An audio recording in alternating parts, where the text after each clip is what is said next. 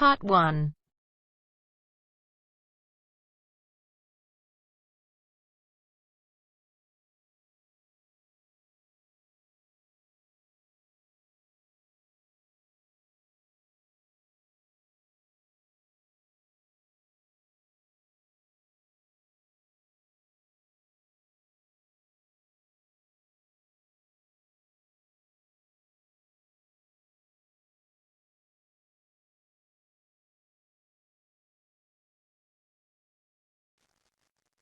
You will hear a number of different recordings, and you will have to answer questions on what you hear.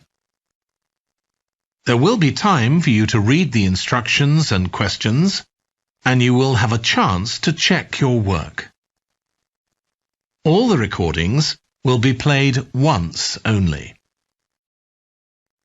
At the end of the test, you will be given 10 minutes to transfer your answers to an answer sheet.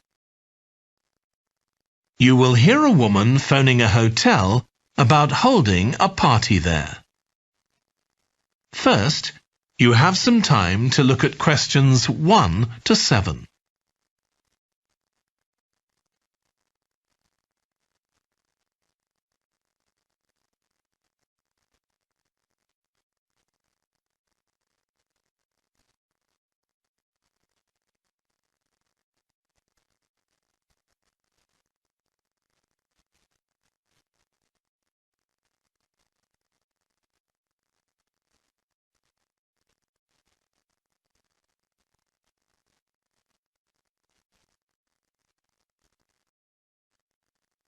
Now we shall begin. You should answer the questions as you listen, because you will not hear the recording a second time. Listen carefully and answer questions 1 to 7. Good morning, Clare House Hotel. Andrew speaking. I'm the events manager. Good morning, Andrew. My name's Samantha. I'm arranging a party for my parents' 50th wedding anniversary, and I'm ringing to ask about hiring a room sometime next September. Also, my parents and several of the guests will need accommodation. OK, I'm sure we can help you with that. Will you be having a sit-down meal or a buffet? Probably a sit-down.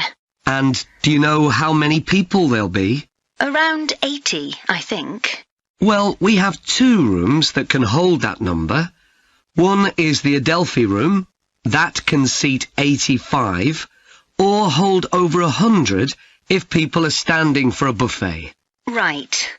If you have live music, there's room for 4 or 5 musicians in the gallery, overlooking the room. Our guests usually appreciate the fact that the music can be loud enough for dancing, but not too loud for conversation. Yes, I really don't like it when you can't talk. Exactly. Now, the Adelphi room is at the back of the hotel, and there are French windows leading out onto the terrace. This has a beautiful display of pots of roses at that time of the year. Which direction does it face? Southwest. So that side of the hotel gets the sun in the afternoon and early evening. Very nice. From the terrace, you can see the area of trees within the grounds of the hotel, or you can stroll through there to the river. That's on the far side, so it isn't visible from the hotel. OK. Then another option is the Carlton room. This is a bit bigger. It can hold up to 110 people. And it has the advantage of a stage, which is useful if you have any entertainment, or indeed a small band can fit onto it. And can you go outside from the room? No, the Carlton room is on the 1st floor, but on one side the windows look out onto the lake. Lovely. I think either of those rooms would be suitable. Can I tell you about some of the options we offer in addition? Please do. As well as a meal, you can have an MC, a master of ceremonies, who'll be with you throughout the party. What exactly is the MC's function? I suppose they make a speech during the meal, if we need one, do they? That's right. All our MCs are trained as public speakers, so they can easily get people's attention. Many guests are glad to have someone who can make themselves heard above the chatter. And they're also your support. If anything goes wrong, the MC will deal with it, so you can relax. Great. I'll need to ask you about food, but something else that's important is accommodation. You obviously have rooms in the hotel, but do you also have any other accommodation? Like cabins, for example? Yes, there are 5 in the grounds, all self-contained. They each sleep 2 to 4 people and have their own living room, bathroom and small kitchen. That sounds perfect for what we'll need. Before you hear the rest of the conversation, you have some time to look at questions 8 to 10.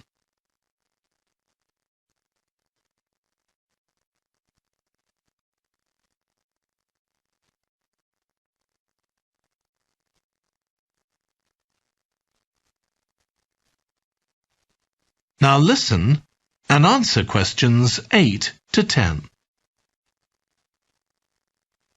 Now, you have various facilities, don't you? Are they all included in the price of hiring the room? The pool, for instance? Normally you'd be able to use it, but it'll be closed throughout September for refurbishment, I'm afraid. The gym will be available, though, at no extra charge. That's open all day from 6 in the morning until midnight. Right. And the tennis courts, but there is a small additional payment for those. We have 4 courts, and it's worth booking in advance, if you possibly can, as there can be quite a long waiting list for them. Right. Now, could we discuss the food? This would be dinner around 7 o'clock, and... That is the end of part 1. You now have half a minute to check your answers.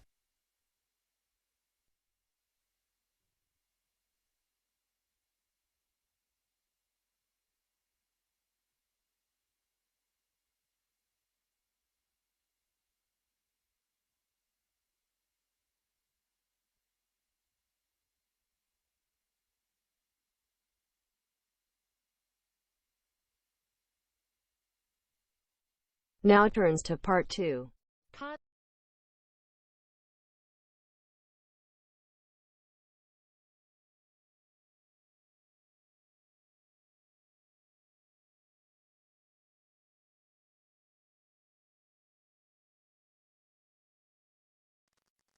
You will hear a holiday company representative talking to a group of tourists in a large hotel about things they can do during their holiday. First, you have some time to look at questions 11 to 16.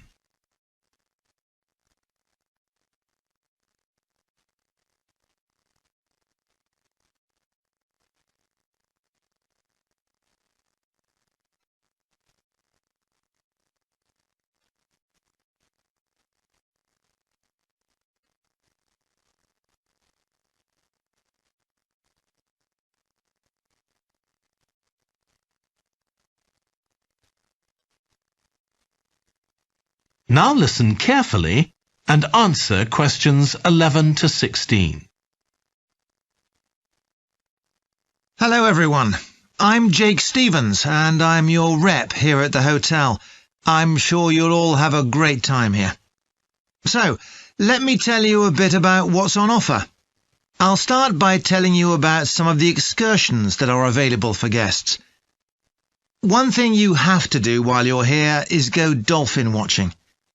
On our boat trips, we pretty well guarantee you'll see dolphins. If you don't, you can repeat the trip free of charge. We organise daily trips for just €35. Unfortunately, there aren't any places left for this afternoon's trip, but come and see me to book for later in the week. If you're energetic, I'd recommend our forest walk. It's a guided walk of about 7 kilometres. There'll be a stop halfway, and you'll be provided with a drink and sandwiches.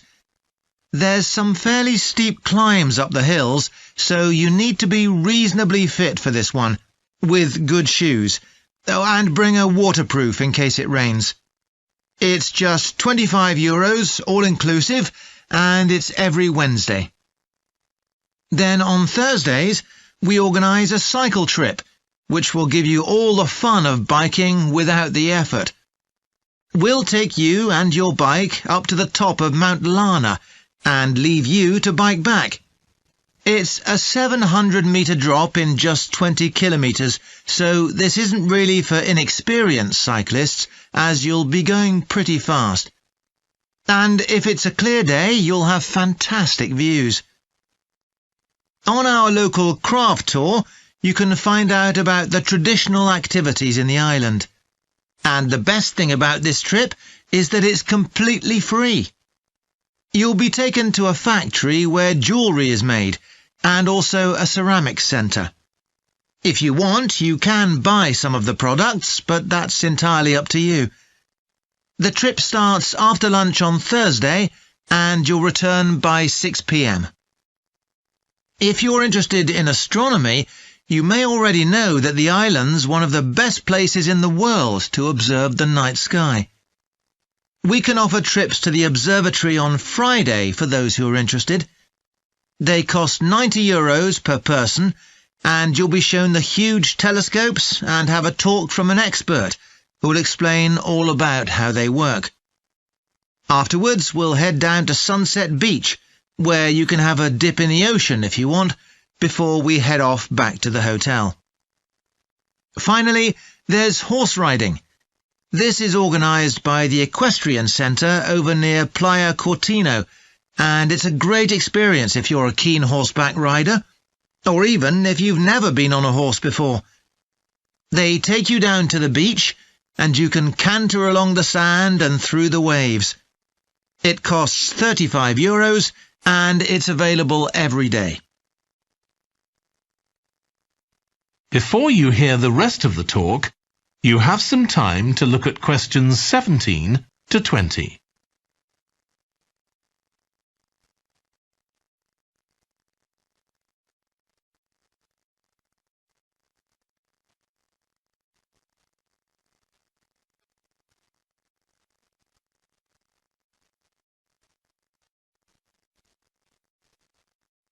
Now listen and answer questions 17 to 20. So, there's plenty to do in the daytime, but what about nightlife? Well, the number one attraction's called Musical Favourites. Guests enjoy a 3-course meal and unlimited free drinks, and watch a fantastic show, starting with musicals set in Paris, and then crossing the Atlantic to Las Vegas, and finally Copacabana. At the end, the cast members come down from the stage, still in their stunning costumes, and you'll have a chance to chat with them. It's hugely popular, so let me know now if you're interested, because it's no good leaving it until the last minute. It's on Friday night. Tickets are just €50 each, but for an extra €10, you can have a table right by the stage. If you'd like to go back in time, there's the Castle Feast on Saturday evening. It's held in a 12th century castle, and you eat in the great courtyard, with ladies in long gowns serving your food. You're given a whole chicken each, which you eat in the medieval way, using your hands instead of cutlery. And you're entertained by competitions where the horseback riders attempt to knock one another off their horses. Then you can watch the dancers in the ballroom and join in as well if you want. OK, so now if anyone... That is the end of part 2. You now have half a minute to check your answers.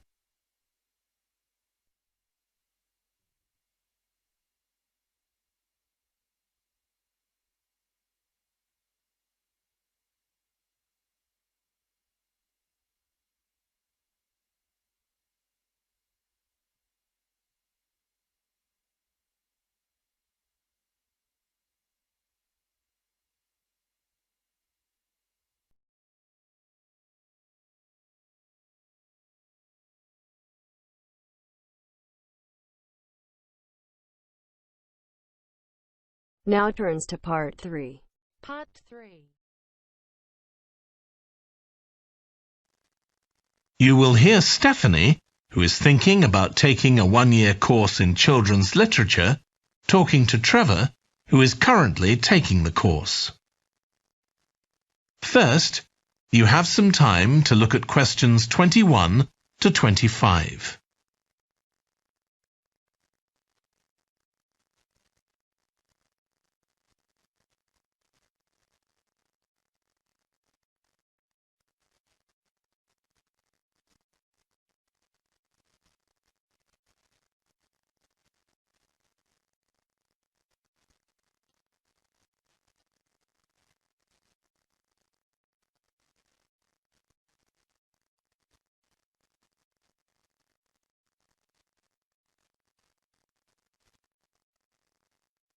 Now listen carefully and answer questions 21 to 25.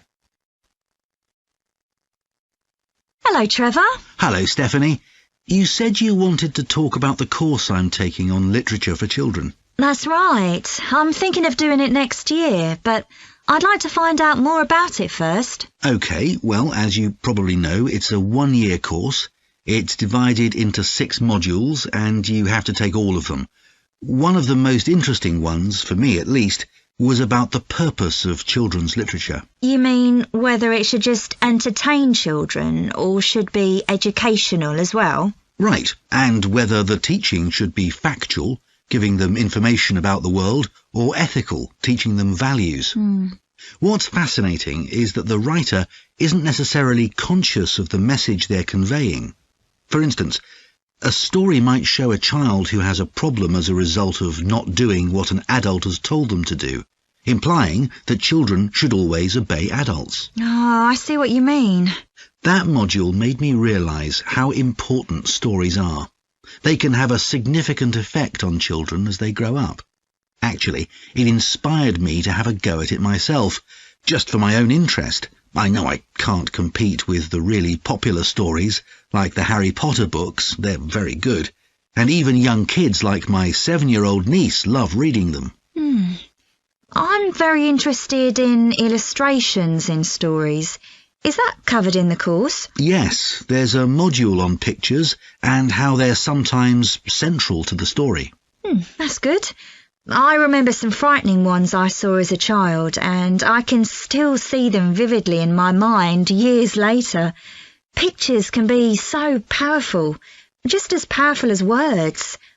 I've always enjoyed drawing, so that's the field I want to go into when I finish the course. I bet that module will be really helpful. I'm sure it will. We also studied comics in that module, but I'm not convinced of their value, not compared with books.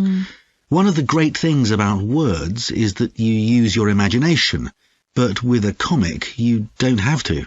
But children are so used to visual input on TV, video games and so on. There are plenty of kids who wouldn't even try to read a book, so I think comics can serve a really useful purpose. You mean it's better to read a comic than not to read at all? Yes, I suppose you're right. I just think it's sad when children don't read books. What about books for girls and books for boys? Does the course go into that? Yes, there's a module on it.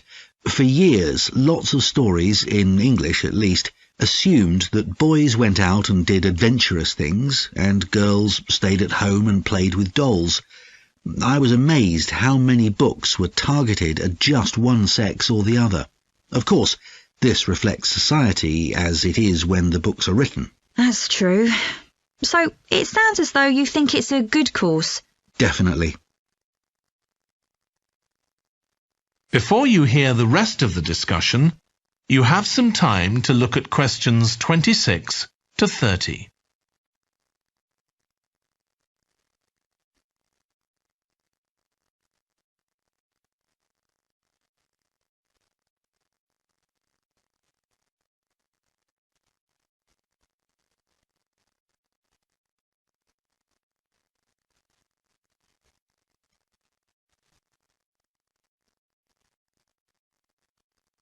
Now listen and answer questions 26 to 30. Have you been reading lots of children's stories to help you decide whether to take the course? Yeah, I've gone as far back as the late 17th century, though I know there were earlier children's stories. So does that mean you've read Perrault's fairy tales, Cinderella, the Sleeping Beauty, and so on? Yes, they must be important because no stories of that type had been written before. These were the first. Then there's the Swiss Family Robinson. I haven't read that. The English name makes it sound as though Robinson is the family's surname, but a more accurate translation would be the Swiss Robinsons, because it's about a Swiss family who are shipwrecked, like Robinson Crusoe in the novel of a century earlier. Well, I never knew that. Have you read Hoffmann's The Nutcracker and the Mouse King? Wasn't that the basis for Tchaikovsky's ballet, The Nutcracker? That's right. It has some quite bizarre elements.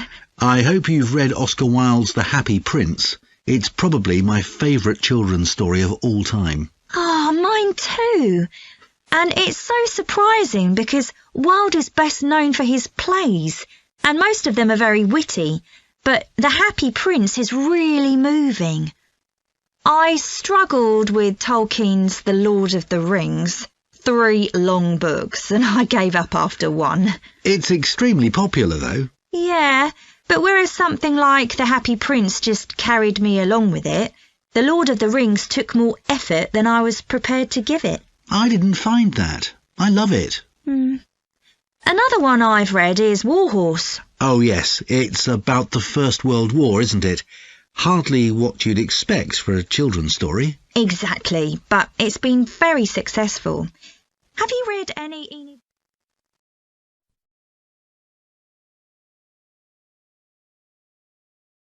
That is the end of part 3. You now have half a minute to check your answers.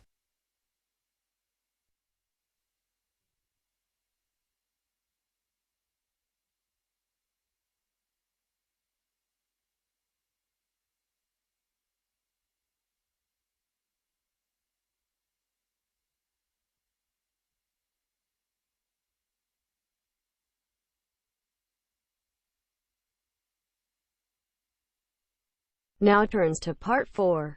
Part 4.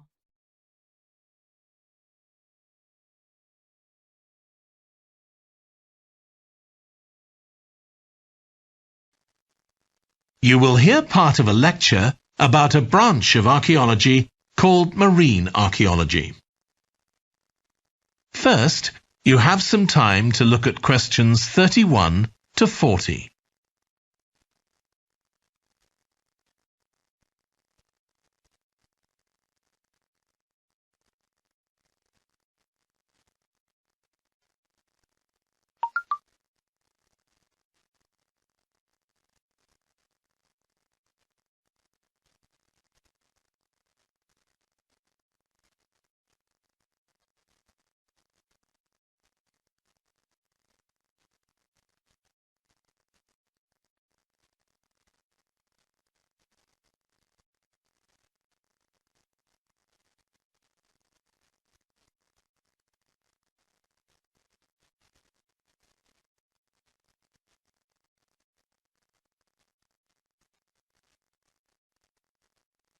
Now listen carefully and answer questions 31 to 40.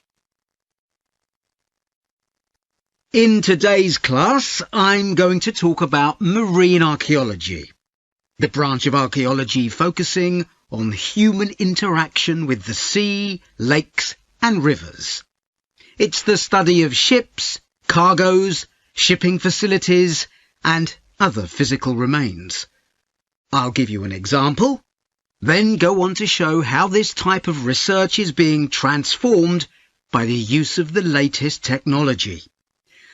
Atlit Yam was a village on the coast of the eastern Mediterranean, which seems to have been thriving until around 7000 BC.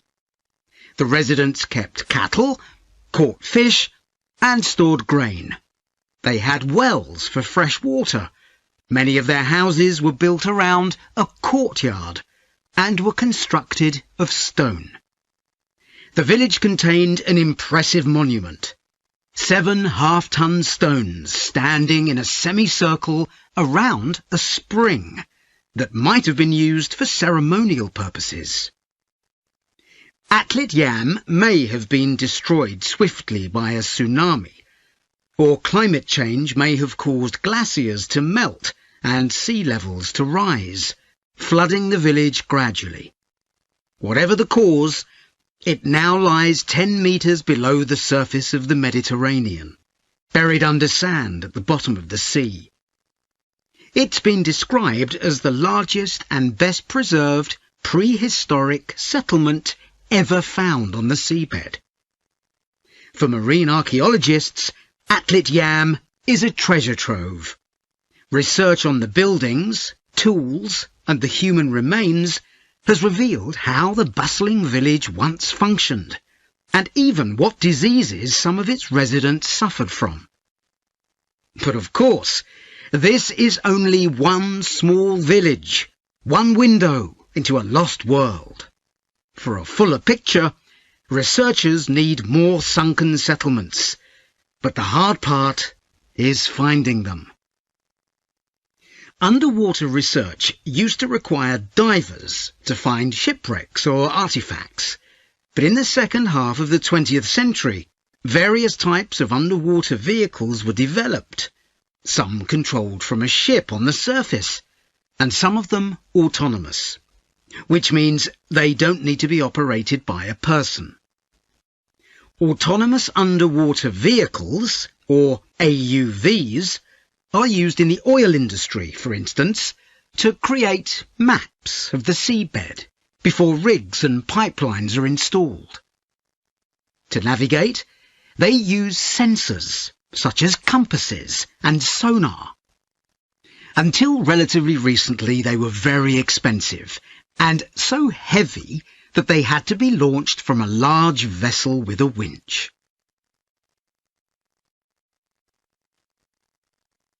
But the latest AUVs are much easier to maneuver. They can be launched from the shore or a small ship, and they're much cheaper, which makes them more accessible to research teams. They are also very sophisticated. They can communicate with each other and, for example, work out the most efficient way to survey a site or to find particular objects on the seabed. Field tests show the approach can work. For example, in a trial in 2015, 3 AUVs searched for wrecks at Marzimemi, off the coast of Sicily. The site is the final resting place of an ancient Roman ship, which sank in the 6th century AD, while ferrying prefabricated marble elements for the construction of an early church. The AUVs mapped the area in detail, finding other ships carrying columns of the same material. Creating an internet in the sea for AUVs to communicate is no easy matter. Wi-Fi networks on land use electromagnetic waves, but in water these will only travel a few centimetres. Instead, a more complex mix of technologies is required. For short distances, AUVs can share data using light, while acoustic waves are used to communicate over long distances. But more creative solutions are also being developed, where an AUV working on the seabed offloads data to a second AUV, which then surfaces and beams the data home to the research team using a satellite. There's also a system that enables AUVs to share information from seabed scans and other data. So, if an AUV surveying the seabed finds an intriguing object, it can share the coordinates of the object, that is, its position, with a nearby AUV that carries superior cameras, and arrange for that AUV to make a closer inspection of the object. Marine archaeologists are excited about the huge potential of these AUVs for their discipline. One site where they're going to be deployed is the Gulf of Baratti off the Italian coast. In 1974, a 2,000-year-old Roman vessel was discovered here in 18 metres of water. When it sank, it was carrying medical goods in wooden or tin receptacles. Its cargo gives us insight into the treatments available all those years ago, including tablets that are thought to have been dissolved to form a cleansing liquid for the eyes. Other Roman ships went down nearby, taking their cargoes with them. Some held huge pots made of terracotta. Some were used for transporting cargoes of olive oil, and others held wine. In many cases, it's only these containers that remain, while the wooden ships have been buried under silt on the seabed. Another project that's about to be... That is the end of part 4. You now have half a minute to check your answers.